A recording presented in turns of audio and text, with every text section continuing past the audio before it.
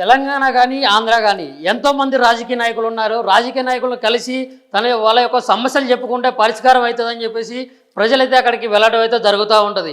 Gate దగ్గర కాపలా కాసి ఎక్కడ దూరం నుంచి వాళ్ళ ఆఫీసులు ఎక్కడ ఉంటాయి, వాళ్ళ అపాయింట్మెంట్ ఎప్పుడు దొరుకుతుంది, లేకుంటే వాళ్ళు ఏ ఆఫీసులో ఏ టైంకి ఉంటారని చెప్పేసి వెనక నుంచి చాలా గ్రౌండ్ వర్క్ చేసి తెలుసుకొని మరి అక్కడ రాజకీయ నాయకుల దగ్గరికి అయితే వెళ్తారు.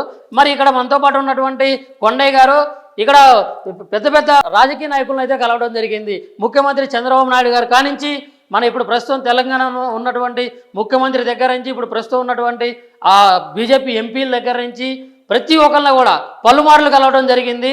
న్యాయస్థానానికి వెళ్ళడం జరిగింది. మరి ఆయన సమస్య పరిష్కారం అయిందా అంటే లేదు.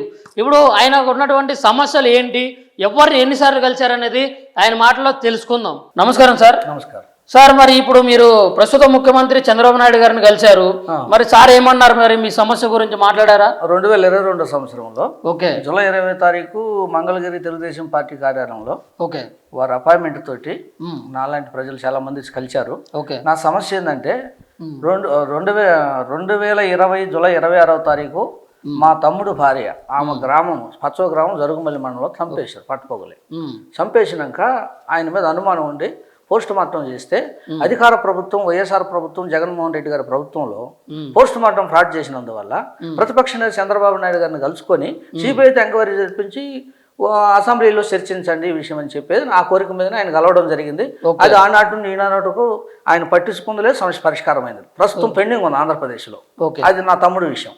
ఓకే, మీ తమ్ముడిని మర్డర్ చేశారు, దాన్ని మొత్తం కూడా పోస్ట్ మార్టం డీటెయిల్స్ అవన్నీ కూడా అరేంజ్ చేశారు అనమాట. ఇది పరిస్థితి అని చెప్పేసి అంటే మీరు ఏం పట్టించుకోకుండా పక్కన పెట్టారు ఆనాటి నుండి ఈనాటి వరకు. మరి అదేవిధంగా ప్రస్తుత బీజేపీ ఎంపీ రఘునందన్ గారు కూడా కలిశారు మీరు. మరి సార్ ఏమన్నారు, మరి ఆయన అడ్వకేటు మీ సమస్య గురించి కనీసం కూడా ఆలోచించి ఉండాలా, ఏమన్నారు? మరి 2023 సంవత్సరం ఆగస్టు 3 నుంచి ఆగస్టు 6 వరకు అసెంబ్లీ సమావేశాలు జరిగింది తెలంగాణ రాష్ట్రంలో. ఓకే, ఆ రోజు ఉన్నటువంటి పరిస్థితుల్లో భారతీయ జనతా పార్టీ కార్యాలయం నాంపల్లి పోయి వారిని కలవడం జరిగింది. ఓకే, అయ్యా మరి నాకు తెలంగాణ ఆంధ్ర వచ్చినాక ఆంధ్రప్రదేశ్ ఏర్పాటు అయినాక తెలంగాణలో ఉద్యోగం ఉన్నది కానీ మా ఏపీ వాళ్ళు 9 ఉన్నారు. 9లో సంవత్సరం పాటు జీతం ఇవ్వలేదు. తెలంగాణ ప్రభుత్వం అయితే కంటిన్యూషన్ చేసింది. ఆ జీవోని ధిక్కరించి మా ప్రిన్సిపాల్ ఎస్రాజ్ అనే అతను ఏడాది పాటు అగ్రిమెంట్ రెన్యువల్ చేయనందుకు గవర్నమెంట్ అగ్రిమెంట్ రెన్యువల్ చేసింది కానీ కాలేజీ వరకు ప్రిన్సిపల్ అగ్రిమెంట్ రెన్యువల్ చేయనంత వరకు అన్యాయం జరిగిందని ఏపీ వాళ్ళు 9 ఉంటే వాళ్ళు అందరూ కోర్టుకు రాని పక్షం నేను ఒక్కడనే ధైర్యం చేసి హైకోర్టుకి వెళ్ళి ఆర్డర్ తీసుకొచ్చినాక హైకోర్టు మాకు ఫేవర్గా ఉందని ఏపీ ఎంప్లాయీస్కి 9కి ఇమీడియట్లీ వాళ్ళకి జీతాలు ఇచ్చేసి వాళ్ళని అగ్రిమెంట్ రెన్యువల్ చేసి వీళ్ళు పనిచేసి ఈయన కొండే పని చేయలేదని చెప్పి హైకోర్టుకు కూడా తప్పుడు కౌంటర్ వేయడం జరిగింది. ఆ తర్వాత మరి ఆ ప్రిన్సిపాల్ చేసినటువంటి తప్పిదంతో ఆ తప్పును నా మీద రుద్ది అక్కడి నుండి ఇప్పుడు వరకు 2014 నుంచి 2023 వరకు 10 జీవోలు వచ్చినాయి. ఈ 10 జీవోల గురించి రఘునందన్ గారికి చెప్పా, సార్ జీతం ఇవ్వట్లేదు, అన్యాయం జరిగిపోయింది. ఒక అంటరాని కులంలో పుట్టి అన్టచబిలిటీ అని చెప్పి బ్రాహ్మణ వైశ్య అక్కడ ఉన్న రెడ్డి వర్గం కలిసి నన్ను ఒక్కడిని కక్ష కట్టారు.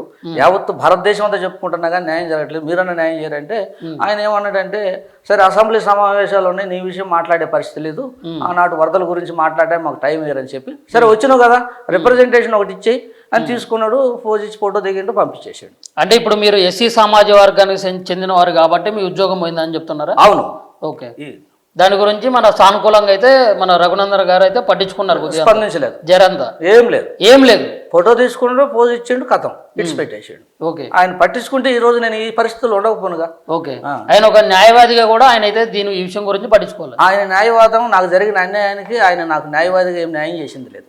ఓకే, మళ్ళీ ఇక్కడ చూసుకున్నట్లయితే మల్కాజ్గిరి ఎంపీ ఇక్కడ ఈటల రాజేందర్ గారు అయితే ఉన్నారు. మరి సార్ ఏం మాట్లాడారు? సార్ గురించి ఏంటంటే ఏ సమస్య వచ్చినా కానీ మా దగ్గరకు వస్తే మాత్రం ఖచ్చితంగా పని చేస్తానని బయట చెప్పుకుంటారు. మరి ఆయన అనుచరులు కూడా చెప్తా ఉంటారు. మీరు ఈటల రాజేందర్ గారు ఏం చెప్పారు? మరి ఈటల రాజేందర్ గారిని కూడా కలిశాను. ఓకే, ఎందుకంటే అదే పార్టీ కార్యాలయంలో అదే రోజు వారిని కూడా కలిశాను. ఇదే సమస్యను చెప్పుకున్నా. 10 ఏళ్ల నుంచి జీతం వేయట్లేదు సార్, ఏపీ తెలంగాణ అని చెప్పి అక్కడ ఉన్న ప్రిన్సిపాల్ ఎస్ రాజా వాళ్ళు, నేను ఎస్సీ సామాజిక వర్గం అని చెప్పి అగ్రకులాలు అగ్రవర్ణాలకు సంబంధించిన వాళ్ళు నన్ను అన్యాయంగా ఆపినారు సార్. గవర్నమెంట్ అయితే రెన్యువల్ చేసిందంటే ఆయన ఆ విషయానికి ఆశ్చర్యం అయిపోయి ఎవరితో మాట్లాడాలా, ప్రిన్సిపల్ సెక్రటరీతో మాట్లాడమంటావా, అసెంబ్లీలో చర్చించమంటావు, 2 ఛాయిస్లు ఇస్తున్నా, ఓకే ఏ ఛాయిస్ తీసుకోమన్నాడు. సార్ అసెంబ్లీలో మాట్లాడితే అందరికీ తెలిసిపోద్ది సార్ ఈ సమస్య, కాబట్టి నాకు పరిష్కారం అవుద్దని చెప్పాను. ఓకే సరే నేను అసెంబ్లీలో మాట్లాడతాను, నీవు మరి నీకు ఇచ్చిన ఛాయిస్ ప్రకారం కాబట్టి రిప్రజెంటేషన్ తీసుకుంటే అసెంబ్లీలో మాట్లాడతాను అన్నాడు. ఓకే మరి ఆగస్టు 3 నుంచి ఆగస్టు 6, 2023 సంవత్సరంలో ఆ 3-4 రోజులు సమావేశాలు అయినప్పుడు ఆయన కూడా అసెంబ్లీలో చర్చించగానే నాది ఒక్కటి విడిచిపెట్టి మిగతాయి మాట్లాడాడు.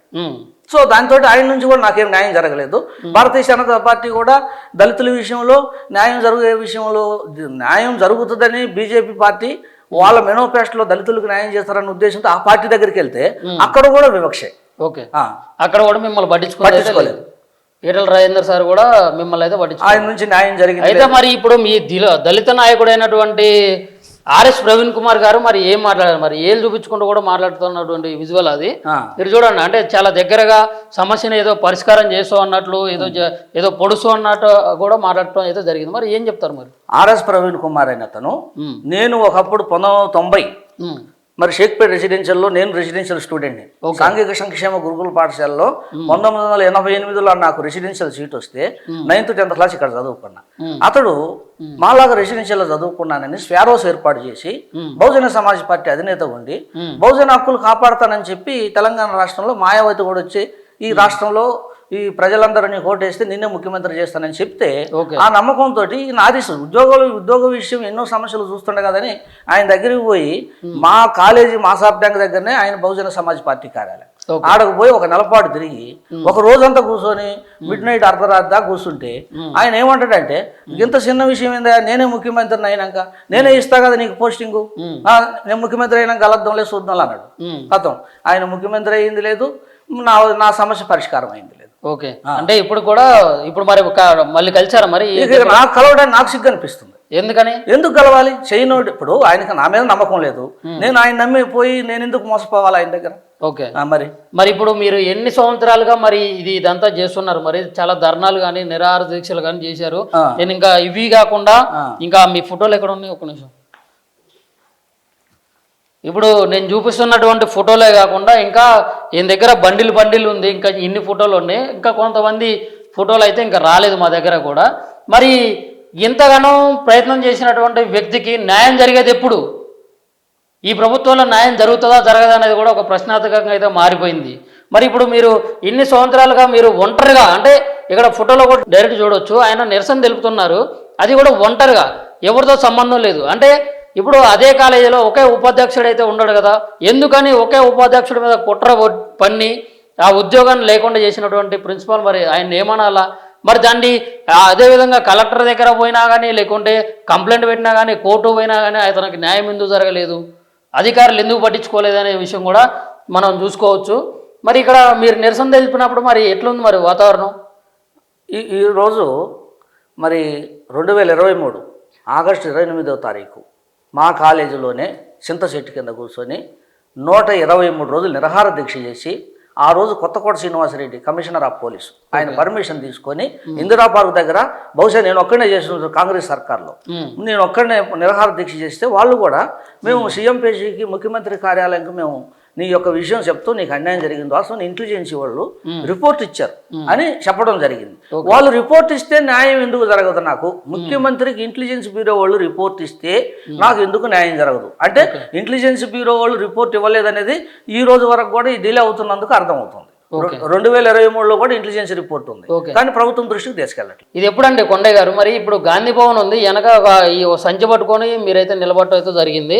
మరి ఈ సంచిలో ఏమున్నాయి? మొత్తం కూడా దీనికి సంబంధించిన కాగితాలైనా మరి ఎప్పటి నుంచి ఈ సంచి మోస్తున్నారు? ఈ రోజు గాంధీ భవన్ ముచ్చట తీసుకొచ్చేసరికి గాంధీ భవన్ మీద బాగా నమ్మకం ఉంది. అన్ని నమ్మకాలు పోయి చివరికి గాంధీ భవన్ నమ్ముకున్నా. గాంధీ భవన్ ఎందుకు నమ్ముకున్నానంటే పిసిసి చీఫ్ ఇప్పుడు మహేష్ కుమార్ గౌడ్ ఆయన పిసిసి చీఫ్ చేసినాక అధిష్టానం ఆ గవర్నమెంట్ వాళ్ళు చేసినాక ఆయన ఏమన్నారంటే ప్రజలతో ముఖాముఖి ఈవెన్ ముఖ్యమంత్రి రేవంత్ రెడ్డి గారు కూడా వచ్చి ప్రజలు విన్నపాలు విన్నయిస్తే నేను వాళ్ళ సమస్యలు పరిష్కరించాలని చెప్పి ఉద్దేశంతో ఆయన ఆ ఉద్దేశాన్ని తీసుకొస్తే సెప్టెంబర్ 25, 2024 సంవత్సరం నిన్నటికి కోమటిరెడ్డి వెంకటరెడ్డి జనవరి 29 వరకు, ఎందుకంటే డిసెంబర్ 5 జూపల్లి కృష్ణారావుతో లాస్ట్. ఓకే. మళ్ళీ ఈ మధ్య మళ్ళీ కంటిన్యూషన్ చేయలేకపోయాము. మళ్ళీ ప్రజలు తినాలంటే జూన్ 29వ తారీఖు. అంటే ఇప్పుడు కాంగ్రెస్ ప్రభుత్వం తెలంగాణలో ఏర్పడ్డ తర్వాత ఈ 14 నెలల్లో మీరు జూపల్లి కృష్ణారావు గారిని ఇంకెంతమంది మంత్రులు కలిసారు ఇక్కడ తెలంగాణ మంత్రులు? 11 మంది మంత్రులు ఎవరైతే ఉన్నారో ఈ గాంధీ భవన్ ప్రోగ్రామే తెలంగాణ రాష్ట్రంలో ఉన్నటువంటి వాళ్ళందరూ గాంధీ భవన్కి వచ్చి ప్రజలతో ముఖాముఖి, ముఖ్యమంత్రులతో ముఖాముఖి గమ్మని వాళ్ళే అవకాశం ఇచ్చారు. ఓకే. కాంగ్రెస్ సర్కార్ రేవంత్ రెడ్డి ముఖ్యమంత్రి గారు అవకాశం ఇస్తే, పిసిసి మహేష్ కుమార్ గారు అవకాశం ఇస్తే, ఈ 11 మంది మంత్రులు కలిసినాను. ప్రజా దర్బార్లో ముఖ్యమంత్రి గారు యనుమల రేవంత్ రెడ్డి గారిని కూడా కలిశాను. కానీ ప్రజా దర్బార్లో ఇచ్చిన అప్లికేషన్ ఫస్ట్ డిసెంబర్ 8, 2023 సంవత్సరం ఇచ్చింది. ఈ రోజు కూడా పరిష్కారం లేదు. అదే విధంగా గాంధీ భవన్లతో ప్రజలతో ముఖాముఖి పెట్టిన సెప్టెంబర్ 25, 2024 సంవత్సరం నుంచి 2025 జనవరి 29 కోమటిరెడ్డి వెంకటరెడ్డితో కలుపుకొని ఇంతమంది మంత్రులు వచ్చినా గానీ తీసుకుంటున్నారు. మన ముందు సంతకం చేస్తారు, పక్కా పడేస్తారు. ఎమ్మెల్యేలు కూడా ఎంతమందిని కలిశారు? మరి ఎమ్మెల్యేలు అందరికీ లెటర్లు రాశాను, అందరికి చెప్పుకున్నాను. ఏది ఇప్పుడు ప్రస్తుతం ఉన్నటువంటి ఎమ్మెల్యేలు అందరికీ అయ్యో వాళ్ళు వారి నుంచి కూడా మనకి ఎలాంటి సమాధానం లేదు. ఎమ్మెల్యేలు కానీ ఎంపీలు కానీ ఎంపీలకి గాంధీ భవన్కి 8 మంది ఎంపీలు బీజేపీ ఎంపీలకు పంపించాను భారతీయ జనతా పార్టీ కార్యాలయంకి త్రూ రిజిస్టర్ పోస్ట్ ద్వారా. అదేవిధంగా 8 మంది ఎంపీలు కాంగ్రెస్ గాంధీ భవన్లు ఏదైతే ఉందో ఎంపీలు గాంధీ భవన్ అడ్రస్ చేసుకొని మెంబర్ ఆఫ్ పార్లమెంట్స్ 8 మంది కాంగ్రెస్ ఎమ్మెల్యేలకు కూడా పంపించడం జరిగింది. ఓకే. మరి బీజేపీ ఎంపీల నుంచి న్యాయం లేదు, ఇటు కాంగ్రెస్ ఎంపీల నుంచి న్యాయం లేదు. మరి నాకు అన్యాయం జరిగిపోతూనే ఉంది రోజు రోజుకి. మరి భాగ్యనగరంలో అభాగ్యులాగా బ్రతకవలసి వస్తుంది. చదువుకొని ఉద్యోగం తెచ్చుకొని మరి నా ఉద్యోగాన్ని నేను చేసుకోకుండా భారత రాజ్యాంగం హక్కులు ఏం కాపాడుతున్నట్టు, మానవ హక్కులు ఏం కాపాడుతున్నట్టు, మహిళా హక్కులు ఏం కాపాడుతున్నట్టు మరి ఎన్నెన్నో చట్టాలు తీసుకొచ్చారు. ఏవి అమలవుతున్నట్టు దానికే చక్కటి ఉదాహరణ. నేను ఒక బాధితుడిగా, నాలాంటి అభాగ్యులు ఇంకెంతో మంది ఉన్నారు ఇట్లా మీడియా ముందుకు రాలేని వాళ్ళు. నేను ఇప్పుడు 12 సంవత్సరాలుగా మీకు ఎటువంటి ఆదాయం లేదు. మరి మీరు ఇంతమంది ఎమ్మెల్యేలు ఇప్పుడు ఈ ఫోటోలకే చాలా ఖర్చు అయితే మీరు రాసినటువంటి లెటర్స్ కానీ లేకుంటే ఒక ఎమ్మెల్యేని ఒక ఎంపీని కలవాలంటే గేటు దగ్గర నిలబడాలి, ముందు అక్కడికి వెళ్ళాలి, టైము ఎండ్ పైసలు కూడా ఖర్చు పెట్టుకొని వెళ్ళాల్సినటువంటి పరిస్థితి అయితే ఉంది. అవును. మరి ఎట్లా నడుపుకుంటూ వచ్చారంటారు? ఈరోజు మరి నాతో పనిచేసే అతను క్వాలిఫికేషన్ లేదని తప్పిస్తే అతడు సౌదీలో వెళ్ళిపోయాడు 2016లో. అతడు దగ్గర 3-4 లక్షల రూపాయలు ఖర్చు పెట్టాడు నాకు స్నేహపూర్వకంగా. ఊర్లో నా భూమి ఉంటే పట్టాదారు పాస్ పుస్తకాలు పెట్టి బ్యాంకులో తాకట్టు పెట్టి అక్కడ ఒక 4-5 లక్షల డబ్బులు తెచ్చాను. మరి సంబంధించిన ఆఫీసర్లు జాలి కలిగి మరి ఏ కాడికి నీకు న్యాయం ఉందా, అన్యాయం జరుగుతుంది, న్యాయం జరగాలన్న ఉద్దేశంతో చాలా మంది సహాయం చేస్తే 20 లక్షల వరకు అప్పులు పడి ఉన్నా అవి తీర్చలేక బ్యాంకుల నుంచి తెచ్చుకుని 5-6 సంవత్సరాలు అయింది. బయట తెచ్చుకొని ఆ 10, 20 పోయి 30 లక్షల దాకా అయినా కానీ నాకు రావాల్సిన 35 లక్షలు 10 జీవోల ప్రకారం బడ్జెట్ అలాట్మెంటు పోస్టింగ్ ఉన్నది. ఇలా రేవంత్ రెడ్డి గారు ముఖ్యమంత్రి గారు కంట్రోల్లోనే కార్మిక విభాగం, కార్మిక శాఖ మంత్రి ఆయన దగ్గరే ఉంది. ప్రతి నెల రివ్యూ చేస్తానంటున్నాడు. కానీ ప్రతి నెల రివ్యూ చేస్తున్నాడు. 65 గవర్నమెంట్ ఐటీలు మరి ఏటీసీగా మార్చాడు. మరి టాటా వాళ్ళకి ఎంఓయూ వేసుకున్నాడు. కానీ ఈ దళితుడి విషయం మటుకు మరి ఆయన దృష్టికి పోయి పట్టించుకోవటం లేదా, లేకపోతే ఆయన దృష్టికి తీసుకెళ్ళటం లేదా ఈ మంత్రులు కానీ లేకపోతే సంబంధించిన అధికారులు కానీ వీళ్ళందరూ ఎందుకు చేయట్లేదు? నిన్న ముచ్చట జనవరి 31వ తారీఖు గద్దరది మరి రవీంద్ర భారతిలో 77వ జయంతి ఉత్సవాలు జరిగినప్పుడు మరి అక్కడే ఉన్నా. మరి అంతమందిలో మనం వాళ్ళ ముఖ్యమంత్రి గారు అపాయింట్మెంట్ ఇవ్వకుండా ఆయన కలవలేను కదా. కానీ అవకాశం ఉంటే ఇద్దామని చెప్పి మరి బ్యాగులో రిప్రజెంటేషన్లు పెట్టుకుని ఉన్నా కానీ అక్కడ అవకాశం లేనందువల్ల ఆశాభంగంతో మరి గద్దర సాక్షిగా మరి ఆయన పేదల గురించి కష్టపడి మరి ఇలా ప్రభుత్వం ఆయనకి ఎంతో సేవలు కొనియాడుతున్నారు. కనీసం గద్దర సాక్షిగా ఆయన ఈ దళితులకు న్యాయం జరుగుద్ది ఈ దేశంలో అని చెప్తే ఈ దేశంలో దళితులకు న్యాయం జరిగే పరిస్థితి లేదు. భవిష్యత్ తరాలు ఇప్పుడు ఇక్కడ పెద్ద ఆయన కలిశారు మరి ఇక్కడ మాస్ లీడర్ అని చెప్తా ఉంటారు బయట. మరి జగ్గారెడ్డి గారు ఏమన్నారు? జగ్గారెడ్డి గారి మీద ఎవరిని నమ్ముకోవాలా? ఆ మాసును చూసి నేను కూడా మాసును కదా, ఖచ్చితంగా మద్దతు పలుకుతాడు. ఈ రాష్ట్రంలో ఆయనతోటే నాకు ఖచ్చితంగా న్యాయం జరుగుద్దని ఆ రోజు అసెంబ్లీ సమావేశాలు జరిగినాయి 2023 ఆగస్టు 3 నుంచి 6 వరకు. అప్పుడు నేను ఏం చేసినానంటే జగ్గారెడ్డి గారు అదే గాంధీ భవన్లోని అదే అసెంబ్లీ హాల్లోనే కాంగ్రెస్ పార్టీకి ఆఫీసు వారిని పోయి కలిశాను. అయ్యా మరి నాకు తప్పేం లేదు, 2 రాష్ట్రాల విభజన జరిగినాయి. మరి ఏపీ వాళ్ళు 9 అయితే నేను కోర్టుకు వెళ్ళాను, నేను కక్ష కట్టి అటెండెన్స్ సంతకాలు చేయనీయకుండా నాకు జీతాలు ఇవ్వలేదు, మీరని ఇప్పియండి అంటే మీ మినిస్టర్ ఎవరు, కార్మిక శాఖ మంత్రి అన్నాడు. శ్యామకూర మల్లారెడ్డి గారు అని చెప్పాను. శ్యామకూర మల్లారెడ్డి గారు అంటే అట్టయితే నువ్వు రిప్రజెంటేషన్ నాకు ఒకటి, నేను ఆయనకు రాసి ఇప్పుడు సమావేశాలు నడుస్తున్నాయి కదా, అసెంబ్లీలో ఇచ్చేస్తాను ఆయన రిప్రజెంటేషన్, ఆయనకి ఇచ్చేస్తే ఆయన ప్రాబ్లం సాల్వ్ చేస్తాడంటే నమ్ముకున్నా. మరి ఆయన అసెంబ్లీలో శ్యామకూర మల్లారెడ్డి గారికి ఇస్తే మరి నా ప్రాబ్లం ఎందుకు సాల్వ్ కాదు అంటే ఇస్తే ఆయన పట్టించుకోలేదా శ్యామకూర మల్లారెడ్డి? ఓకే, సరే అండి. ఇప్పుడు న్యాయస్థానం మీద మీ అభిప్రాయం ఏంది ఫైనల్గా? న్యాయస్థానం మీద నమ్మకంతో 2015 సంవత్సరం జూన్ 1 తారీఖు హైకోర్టుకి వెళ్ళాను. ఓకే, హైకోర్టుకి వెళితే జూన్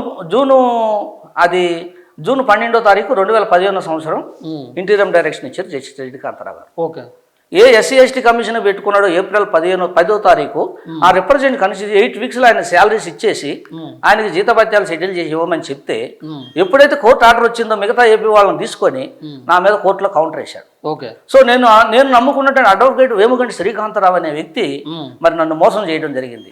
అడ్వకేట్ అనంగంలోనేది న్యాయవాది, న్యాయస్థానం, న్యాయమూర్తి దగ్గర మన సమస్య చెప్పి దాని మీద ఒక ఆర్డర్ ఇచ్చి న్యాయం చేస్తారని వెళ్తాం. ఆయన ఏం చేసిండు, నేను సాయం చేస్తాను 2015 నుంచి 2019 దాకా ఆయన దగ్గర ఉంచుకున్నాడు. ఆయన న్యాయం చేయలేదు, అన్యాయం చేస్తుంది, ఎన్ఓసి తీసుకున్నా. మళ్ళీ తెలంగాణ స్టేట్ లీగల్ సర్వీస్ పెట్టుకున్నా. తెలంగాణ స్టేట్ లీగల్ సర్వీస్ ఇప్పుడు ఎస్ నందా అని ఇప్పుడు హైకోర్టు జడ్జి అయింది, ఆమెను అప్పచెప్పారు. ఆమె దగ్గర 2 సంవత్సరాలు ఉన్నా, ఆమె కూడా ఏం పట్టించుకోలేదు. అప్పుడు నేషనల్ లీగల్ సర్వీసెస్ అథారిటీ వారికి న్యూఢిల్లీలో హైకోర్టు చీఫ్ జస్టిస్ కాకపోయే టైంలో ఎన్వి రమణ గారికి అప్పుడు ఎగ్జిక్యూటివ్ చైర్మన్ వారికి అప్లికేషన్ పెట్టుకుంటే వారు తెలంగాణ స్టేట్ సెక్రటరీని అడిగితే అప్పుడు ఆమె ముందు రిజిస్టార్ రాస్తా అని చెప్పి చేసింది.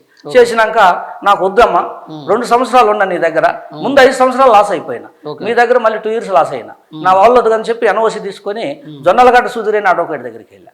ఆయన దగ్గరికి వెళ్తే ఆయనతో నన్ను న్యాయం జరుగుద్దని చెప్పి 2021 ఫిబ్రవరి నెలాఖరులో ఆయనకు సబ్మిట్ చేస్తే పేపర్లను తీసుకుంటూ వాళ్ళ జూనియర్ అడ్వకేట్కి అప్లై చేసిండు. హేమలత అని వాళ్ళ క్లర్క్ రాజేష్ ఉన్నాడు, వాళ్ళకి అప్లై చేయమంటే ఫీజులు ఇచ్చిన 10,000-5,000, ఆయనకి 5,000, బెంచ్ మీదకి వచ్చేదానికి 10,000 ఇచ్చిన, 10,000 పోయినాయి, 5,000 పోయినాయి. బెంచ్ మీదకి వస్తే ఏప్రిల్ 19వ తారీఖు 2021 సంవత్సరం అసలు కనీసం అది వాళ్ళు పట్టించుకున్న చరిత్రే లేదు. ఓకే, ఇప్పుడు మరి రాజకీయ నాయకుల మీద మీ అభిప్రాయం ఏంది? ఇప్పుడు అదే విధంగా చూసుకున్నట్లయితే కాంగ్రెస్ సర్కారు అధికారంలోకి వచ్చినప్పటి నుంచి కూడా ప్రజాపాలన మంత్రులతో ముఖాముఖి అని చెప్పేసి అయితే మాట్లాడటం అయితే జరుగుతూ ఉంది. మరి బయట కూడా ప్రజలు కూడా చాలా పెద్ద సంఖ్యలో అయితే ప్రజా దర్బార్ దగ్గరకు వచ్చి వాళ్ళ యొక్క సమస్యల గురించి అప్లికేషన్లు అయితే ఇవ్వడం అయితే జరుగుతుంది. మరి ఇప్పుడు మరి ఈ కాంగ్రెస్ సర్కార్ మీద అండ్ ఈ రాజకీయ నాయకుల మీద మీ అభిప్రాయం ఏంది? మరి ఒకవేళ పోతే మాత్రం న్యాయం జరుగుతుందా? మీకు ఉందా, ఒక ఆలోచన ఉందా? కాంగ్రెస్ సర్కార్ వచ్చి రేవంత్ గారు ముఖ్యమంత్రి అయినాక తెలంగాణ రాష్ట్రంలో ఎల్బీ స్టేడియంలో డిసెంబర్ 7 ప్రమాణ స్వీకారం చేసినాక కనీసం పాత ప్రభుత్వంలోనైనా 2 విడతలకు చూసిన న్యాయం జరగలేదు. కొత్త ప్రభుత్వంలో వస్తుందని కొత్త ఆశలు ఉండే. మరుసటి రోజే ఆయన కేసీఆర్ పెట్టుకున్న గడిలు వడలు కొడతాను, మీరు వచ్చేసేయండి ప్రజలని చెప్పి అక్కడ అవకాశం కల్పించారు. అవకాశం కల్పించినాక ఏమైంది, ఆశలు ఎక్కువైనాయి. ఖచ్చితంగా న్యాయం జరుగుద్ది, ఈ కాంగ్రెస్ సర్కార్లో రేవంత్ గారు మంచి చిత్తశుద్ధితో మనకు న్యాయం చేస్తారని చెప్పి కీలు కట్టి ఒకళ్ళ మీద ఒకళ్ళ పడుతూ ఆ రోజు అయితే తాళ్లు కట్టి నిలబెట్టారు. అవును, డిసెంబర్ 8, 2023 సంవత్సరం రేవంత్ రెడ్డి గారు వచ్చి 5-6 మందికి చూసుకొని వెళ్ళిపోయారు, వారికి టైం లేదని. తర్వాత ఉన్నటువంటి సీతక్క గారు సంబంధించిన అధికారులతో కూర్చుంటే ఇచ్చితే అసలు అప్పటి నుండి ఇప్పటి వరకు నిన్నటికి ఇప్పుడు 14 నెలలు అవుతున్న కాంగ్రెస్ ప్రభుత్వం వచ్చి ఈ రోజు కూడా నేను బాధితుడిని అంటే నేను మీడియాకు చెప్పుకునే బాధితుడిని. టైం వేస్ట్ అంటారు. మరి టైం ముమ్మాటికి వేస్ట్. ఇప్పుడు అటు పనికి పోయి డబ్బు సంపాదించుకోలేవు, మరి ఉన్న బ్రతుకు తెరువు వచ్చే పరిస్థితి లేదు, ఈ ప్రభుత్వానికి చిత్తశుద్ధి లేదు. మరి ఈ దేశంలో బాధితులు షెడ్యూల్ కులాలు, షెడ్యూల్ తెగలు, వెనుకబడిన తరగతులు, మైనారిటీలు, అన్ని వర్గాల పేదలు ఉన్నది చెప్పుకొని ప్రజాప్రతినిధులు ప్రజల్లోకి వెళ్ళి ఓట్లు వేపించుకొని వచ్చి 5 ఏళ్ల దాకా మళ్ళీ ప్రజలను పట్టించుకోలేదంటే ఇదే కాదు, ఇంతకంటే సాక్ష్యం ఏంది చెప్పు. ఓకే, ఇప్పుడు మీ కుల పెద్దలైనా మీకు సపోర్ట్ చేస్తున్నారా? ఇప్పుడు దళిత మంత్రులు ఉన్నారు, ఇప్పుడు మన డిప్యూటీ సీఎం బట్టి విక్రమార్క కూడా ఉన్నారు. రైట్, మీరు మంచిగా గుర్తు చేశారు నగేష్ సార్. మరి మల్లు బట్టి విక్రమార్క గారు ముఖ్యమంత్రి కాకముందు, ఉప ముఖ్యమంత్రి గారు కాకముందు ఆగస్టు 6వ తారీఖు 2023 సంవత్సరం వారి ఇంటికి వెళ్ళి కలిశాను ఉదయాన్నే. ఎందుకంటే ముందు అడ్రస్ తెలుసుకొని పోయి కలిస్తే తీసుకున్నాడు. ఇక్కడ మధ్యలోనా హైదరాబాద్? లేదు, హైదరాబాద్ ఆయన సొంత నివాసంలోనే. Okay. నివాసం నుంచి మళ్ళీ అసెంబ్లీ సమావేశాలు ఆ రోజు ఆదివారం, ఆ రోజుతోనే లాస్ట్. అందుకని చెప్పి రిప్రజెంటేషన్ ఇచ్చిన 100 పేజీలు. సార్ న్యాయం చేయండి సార్, ఇప్పటికే అలసిపోయాను, అరిగిపోయాను, నా పరిస్థితి చాలా దారుణంగా ఉంది అని చెప్తే తల ఊపిండి ఇట్లా. ఆ ఊపింది అప్పటి నుండి ఇప్పటి వరకు. మళ్ళీ మన నవంబర్ 21వ తారీఖు గాంధీ భవన్లో ఇప్పుడు 2024 సంవత్సరం మళ్ళీ ఇచ్చిన రిప్రజెంట్ మళ్ళీ అండర్లైన్ పెట్టాడు. ఎందుకు? ప్రజా దర్బార్లో మినిస్టర్ రిఫరెన్స్ ఐడి, ముఖ్యమంత్రి సీఎం రిఫరెన్స్ ఐడి నెంబర్ అనగానే మళ్ళీ అండర్లైన్ చేస్తే మళ్ళీ నమ్మకం కలిగింది. ఆర్థిక మంత్రి, ఉప ముఖ్యమంత్రి దళితుల కోసం ఏదో చేస్తాడని ఆశ కలిగితే మరి ఇప్పుడు నవంబరు 21వ తారీఖు 2024 సంవత్సరం నవంబరు, డిసెంబరు, జనవరి, ఫిబ్రవరి 4 నెలలు అయినా కానీ ఈ దళితుడికి న్యాయం జరగట్లేదు. అంటే దళిత ముఖ్యమంత్రులు, దళిత ఉప ముఖ్యమంత్రి మల్లుపట్టి విక్రమార్కు, దామోదర రాజ నరసింహ గారు వీళ్ళిద్దరు దృష్టికి వెళ్ళినా కానీ ఈ దళితుడికి న్యాయం జరగట్లేదంటే దళితుల పక్షాన వీళ్ళు ఎంతవరకు పక్షపాత వైఖరితో ప్రజలకు సేవ చేస్తారనేది మీకు అర్థమవుతుంది నా ద్వారా. ఓకే, ఇప్పుడు వర్గీకరణ అనే అంశం ఉంది. ఇప్పుడు వర్గీకరణ జరిగితే అయినా కానీ మరి మీకు న్యాయం జరిగిద్దని ఆలోచన ఉందా? వర్గీకరణకి నాకు అసలు సంబంధం లేదు సార్. అది దేశ రాజ్యాంగం గురించి మాట్లాడేంత అర్హత నాకు లేదు. ఇప్పుడు మీరు మొత్తం కూడా నేను దళితుని కాబట్టి నాకు అన్యాయం జరిగిందని మాట్లాడుతున్నారు కదా, మరి ఏ రకమైన అన్యాయం జరిగింది? మరి ఒకవేళ వర్గీకరణ జరిగితే మాత్రం మీరు ఏమన్నా పోరాడటానికి ఉంటుందా? వర్గీకరణకి వర్గీకరణది నా ఉద్యోగ సమస్యకి అసలు సంబంధం లేదు సార్. ఎందుకంటే ఆంధ్ర తెలంగాణని ముసుగులో పెట్టుకొని అక్కడ ఉన్నటువంటి వైశ్య కులానికి చెందినటువంటి రాజా అప్పుడు ప్రిన్సిపాల్ ఉన్నాడు. ఆ పైన ఇప్పుడు ప్రస్తుతం జాయింట్ డైరెక్టర్ ఉన్నాడు ఎస్వికే నగేష్ బ్రాహ్మణ్. మిగతా రెడ్డి సుధాకర్ రెడ్డి, ఆ తర్వాత సుధాకర్ రెడ్డి టీం ఉంది. సుధాకర్ రెడ్డి, శ్రీనివాసరెడ్డి, గోవర్ధన్ రెడ్డి, బుసిరెడ్డి వెంకటరెడ్డి వీళ్ళందరూ ఒక టీముగా తిరిగి ఆ డిపార్ట్మెంట్ వరకు మరి డబ్బులు ఎలా వస్తున్నాయి? ఇప్పుడు మన రెగ్యులరైజ్ చేశారు 2023 మరి ఏప్రిల్ 30వ తారీఖు మనిషి దగ్గర 1,00,000 వసూలు చేశారు. 2,30,00,000 కుంభకోణం జరిగింది. అది కూడా ఇంటెలిజెన్స్ వాళ్ళ దృష్టికి వెళ్ళింది. కానీ ఇంటెలిజెన్స్ వాళ్ళు గవర్నమెంట్ దృష్టికి ఇట్లేదు, చిత్తశుద్ధి ఏర్పాటు చేయట్లేదు. ఇప్పుడు సుధాకర్ రెడ్డి చేసిన తప్పుకి ఏ శిక్ష వేయాలా? ఏ తప్పు చేయనందుకు నన్ను 11 సంవత్సరాలు ఎందుకు శిక్షించాలా? మీకు తెలంగాణ ప్రభుత్వం వచ్చినాక 10 ఏళ్ళు జీవోలు ఇచ్చి 10 సంవత్సరాల బడ్జెట్ ఇచ్చి పర్మినెంట్ చేస్తే నాకు అడ్డుపడడానికి ఈ సంబంధించిన ఎస్వికే నగేష్, నరసయ్య, మరి రాజా ముగ్గురు అధికారులు, ఈ సుధాకర్ రెడ్డి, ఈ బుసిరెడ్డి వెంకటరెడ్డి, ఈ శ్రీనివాసరెడ్డి, ఈ గోవర్ధన్ రెడ్డి వీళ్ళందరూ పని కట్టుకున్న నన్ను అడుగడు కనిసి వేస్తూ మీరు లక్షల కోట్లు సంపాదించుకుంటా, మీరు కార్లు కొనుక్కొని ఎంజాయ్ చేసుకుంటూ మీరు మంచిగా మరి మీరు సుఖాలు అనుభవిస్తారు మీ కుటుంబాలతోటి. మరి నేను ఏమి తప్పు చేస్తే నాకు ఈ రకమైన శిక్ష చేసి రోజు రోజుకి ఆ ప్రభుత్వంలో 2 విడతలు, ఈ 3వ ప్రభుత్వం కాంగ్రెస్ సర్కార్ వచ్చినాక కూడా మరి ఈ ప్రభుత్వం కూడా న్యాయం చేయకపోతే నేనేం చేయాలి? ఇంకా చనిపోవడం తప్ప వేరే మార్గం లేదు. చనిపోతే ఏమంటారు? పిరికివాడు అంటాడు. వేముల రోహిత్ చనిపోయాడు సెంట్రల్ యూనివర్సిటీలో 2016 సంవత్సరం. ఆయనలాగా పిరికోండి అయిపోవాలి. నా సమస్య వచ్చింది 14. ఆయన సమస్య ఏంది? స్కాలర్ ఇవ్వలేదని చెప్పి ఆయన మెంటల్ టెన్షన్ తట్టుకోలేక చచ్చిపోయినాడు ఆయన. ఇప్పుడు నాకు ఉద్యోగం లేదని నేను చచ్చిపోవాలి ఈ దేశంలో, నేను దళితుడిగా బాధ్యత ఉండాలి. ఈ పరిస్థితి రావడానికి రాష్ట్ర విభజన కారణం అంటారా? రాష్ట్ర విభజనే కారణం. రాష్ట్ర విభజన లేకపోతే వాళ్ళు నా మీద ఈ రకంగా ఆపడానికి అవకాశం లేకపోతే మీ ఉద్యోగం నా ఉద్యోగం కంటిన్యూషన్ అయ్యేది. తర్వాత అందరితో ఇప్పుడు ఏపీ వాళ్ళు 10 సంవత్సరాలు 15 మంది ఏపీ వాళ్ళు ఉన్నారు. నేను కోర్టుకు వెళ్ళినందులో 15 మందికి మరి 10 మంది అయినా పర్మనెంట్ అయ్యి అందరూ పర్మనెంట్ అయ్యారు. అందరూ 10 సంవత్సరాలు జీతాలు ఇచ్చారు. మరి నా ఒక్కడికి ఈకపోవటం ఏంది? నేను చేసిన తప్పేంది? మరి ఇన్ని రిపోర్ట్లు ఇంటెలిజెన్స్ వాళ్ళు వచ్చారు. మరి మీ లెక్క ఇదే సమస్యలో ఇంకెవరన్నా ఇరుక్కున్నారా మీకు తెలిసి? నా ఈ ఆంధ్ర తెలంగాణ అనే విభజనలో నేను ఒక్కనే ఈ సమస్యలో ఉన్నా. మిగతా ఏపీ వాళ్ళందరూ సేవ్ అయ్యారు. నేను పోరాటం చేసినందుకు వాళ్ళు ఫలితాన్ని అనుభవిస్తున్నారు. నేను బాధితుడిగా ఈ తెలంగాణ రాష్ట్రానికి బాధితుడిగా మిగిలిపోయినా పక్కనున్న చంద్రబాబు నాయుడు గవర్నమెంట్ చెప్పుకోమన్నా వాళ్ళు కూడా అనేక లెటర్లు రాశాను గవర్నర్ గారికి, 25 మంది మంత్రులకి, విత్ ఇన్ డిప్యూటీ సీఎం ఎవరైతే పవన్ కళ్యాణ్ గారికి. ఇప్పుడు ఉన్నటువంటి పవన్ కళ్యాణ్ గారు ఏమన్నారు? పవన్ కళ్యాణ్ ఏమన్నారు? ఆయనకు ముట్టినట్టు అక్నాలజ్మెంట్ వస్తుంది, సహీ లేదు, సపోర్ట్ లేదు. అంటే చూసి పక్కన పెడుతున్నారు. మరి అమరావతి రాజధానిలో మరి ఆంధ్రప్రదేశ్కి సెక్రటరీ గుండెకాయ లాంటి అమరావతి రాజధాని డైరెక్ట్ మంత్రులకే లెటర్లు పంపించా కదా నేను. మరి మంత్రులే చూడలేదంటే 25 మంది మంత్రులు. మరి చంద్రబాబు గారికి పంపించాను, పవన్ కళ్యాణ్ గారికి, నారా లోకేష్ బాబు గారికి పంపించాను. మరి వారితోనే న్యాయం జరగలేదంటే మరి తమ్ముడిని చంపేస్తే పట్టించుకోకపోయా ఆంధ్రప్రదేశ్ ప్రభుత్వం ఒక దళితుడిని. మరి నాకు ఉద్యోగ విషయం సంవత్సరం ఇక్కడ గాంధీ భవన్లో ఏమన్నారంటే కొంతమంది సలహాలు ఇచ్చారు. పోయి కనీసం మీ ప్రభుత్వానికన్నా చెప్పుకుని వాళ్ళకి చెప్తే వాళ్ళు కూడా పట్టించుకోవడం లేదు. అక్నాలజ్మెంట్ ముట్టినట్టు వస్తుంది. ఈ కనీసం నా విషయంలో పట్టించుకున్న నాదుడే లేదు. ఆ ప్రభుత్వం ఈ ప్రభుత్వం రెండు తెలుగు రాష్ట్రాల్లో నాకు అన్యాయం జరిగిపోతున్నది. మరి ఈ అన్యాయాన్ని ఇప్పటికైనా మీ మీ యొక్క ఇంటర్వ్యూ ద్వారా అయినా ఈ మీడియా ద్వారా అయినా నాదేం పెద్ద గొంతెమ్మ కోరిక కాదు, పెద్ద సమస్య కాదు. ఈ రాష్ట్రంలో కొన్ని లక్షల మంది ఉద్యోగాలు చేస్తున్నారు. నీ ఉద్యోగం నీకు కావాలి. నా ఉద్యోగం నాకు ఇచ్చి నా జీతం నాకు గట్టిస్తే నా ప్రాబ్లం సాల్వ్ అయితే ఈ సమాజానికి ఈ ప్రభుత్వానికి నేనేమి ఇబ్బందిగా ఉండను కదా.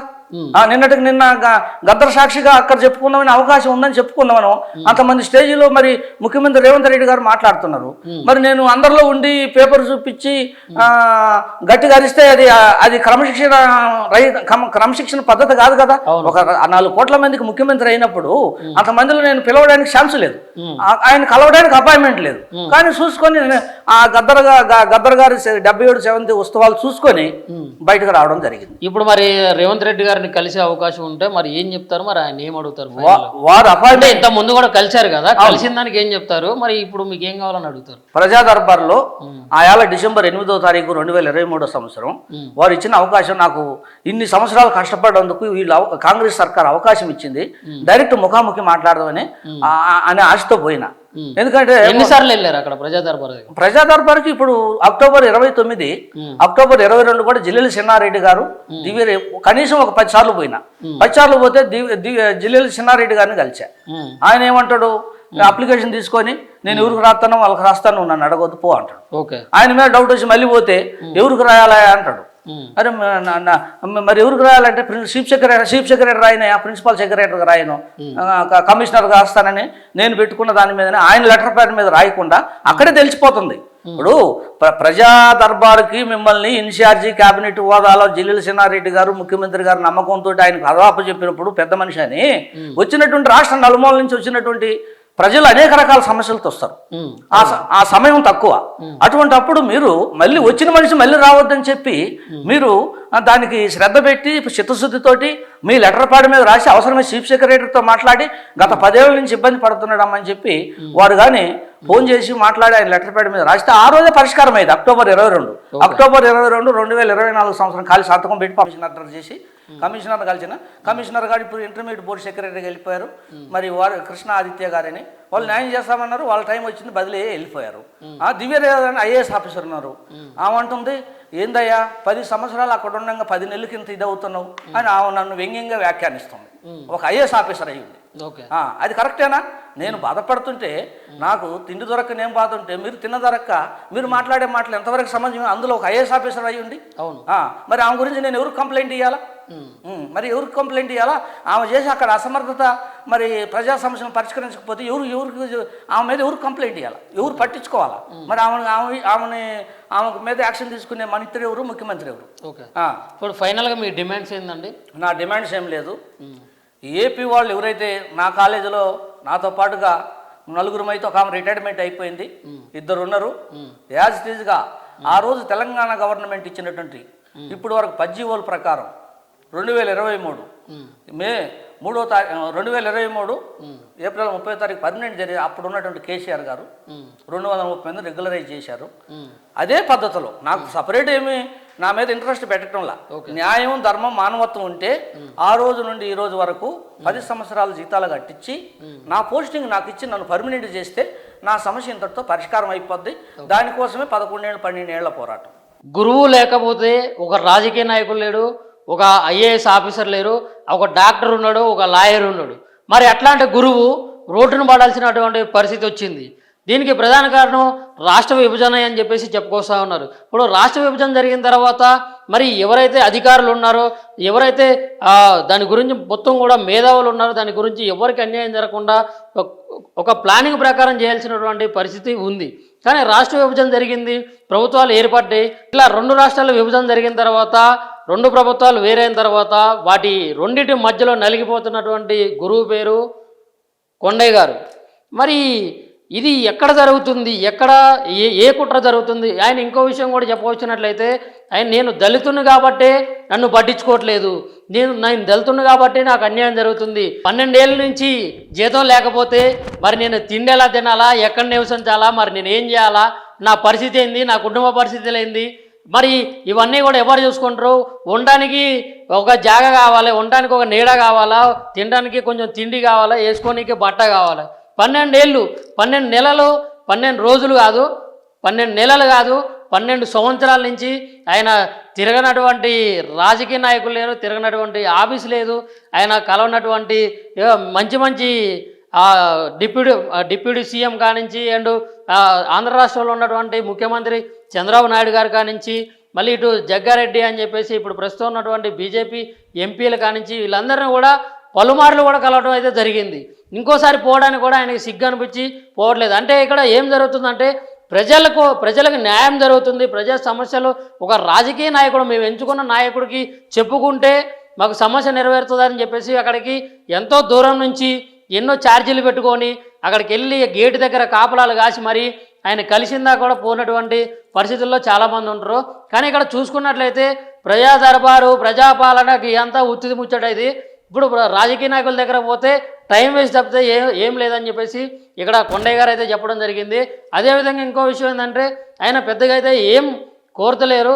ఆయన ఏదైతే ఉద్యోగం ఉందో ఆ ఉద్యోగం వరకు ఆయనకు వస్తే చాలు, ఇంకా వేరే ఏం నాకు అవసరం లేదండి అని చెప్పేసి కూడా మాట్లాడడం జరిగింది.